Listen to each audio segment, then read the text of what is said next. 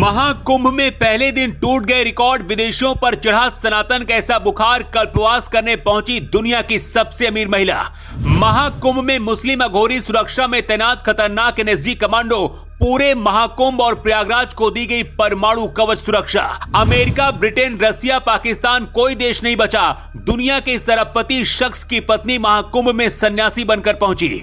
इस रिपोर्ट को देखने के बाद सनातन से नफरत करने वाले भी खुद को नहीं रोक पाएंगे। इस रिपोर्ट को देखने के बाद सनातन से नफरत करने वाले भी खुद को नहीं रोक पाएंगे। अमेरिका हो, ब्रिटेन हो या फिर रसिया हो, कोई नहीं बचा है। महाकुंभ में पहले ही दिन सारे रिकॉर्ड टूट गए हैं। एक दिन में 1 करोड़ से ज्यादा लोगों ने डुबकी लगाई है। सिर्फ भारत ही नहीं बल्कि इस बार महाकुंभ का असर पूरी दुनिया में है। यहां तक कि जिस गूगल में सर्च करके आप महाकुंभ की खबरें देख रहे हैं, गूगल भी महाकुंभ में फूलों की बारिश करने पहुंच गया है। महाकुंभ में 2751 सीसीटीवी कैमरों से नजर रखी जा रही है। चप्पे चप्पे की निगरानी सुरक्षा अधिकारी कर रहे हैं। 328 कैमरे एआई फीचर से लैस हैं। मेला पुलिस निगरानी और भीड़ प्रबंधन के लिए एआई का इस्तेमाल किया जा रहा है। कुल 60,000 से ज्यादा जवानों को सुरक्षा में तैनात किया गया है ताकि धमकी देने वालों को अंदर आने से पहले धुआं बनाया जा सके।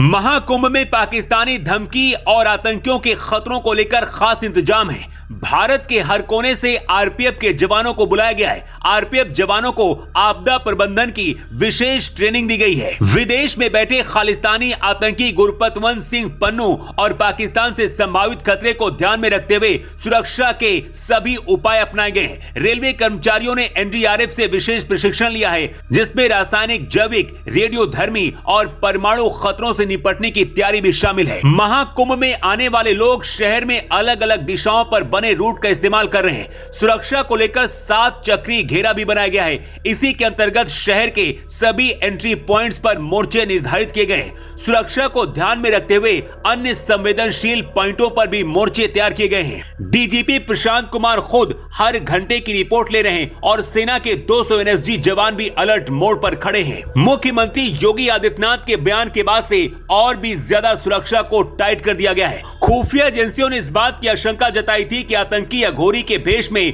कुंभ मेला के अंदर पहुंच सकते हैं, इसलिए ऐसे लोगों पर खास नजर रखी जा रही है। प्रयागराज के इतिहास में ऐसा पहली बार हुआ है जब पानी के अंदर वाटर ड्रोन लगाए गए। मतलब आसमान से तो सुरक्षा होगी ही, त्रिवेणी में पानी के अंदर क्या हो रहा है उस पर भी नजर रखी जा रही है ताकि पानी के अंदर से कोई साजिश न रची जा सके। इसके साथ ही अगर कोई गलती से गहरे पानी में चला जाता है तो उसे भी आसानी से बचाया जा सकेगा। महाकुंभ का असर कुछ ऐसा है कि गूगल ने भी अपने इंटरफेस को बदल दिया है और फूलों की बारिश कर रहा है। महाकुंभ में पहुंचे विदेशियों की तस्वीरें हैं, जहां विदेशी संत भी महाकुंभ में पहुंचे हैं। अमेरिका, ब्रिटेन, रूस जैसे देशों से महाकुंभ में डुबकी लगाने ये लोग पहुंचे हैं। भारत में रहने वालों को भले ही शर्म आती हो, लेकिन ये विदेशी और अंग्रेज भारत माता की जय और गंगा माता की जय के नारे लगा रहे हैं। सबसे खास बात यह है कि महाकुंभ में दुनिया के सबसे अमीर लोगों की लिस्ट में शामिल रह चुके एप्पल के को-फाउंडर स्टीव जॉब्स की पत्नी भी पहुंची हैं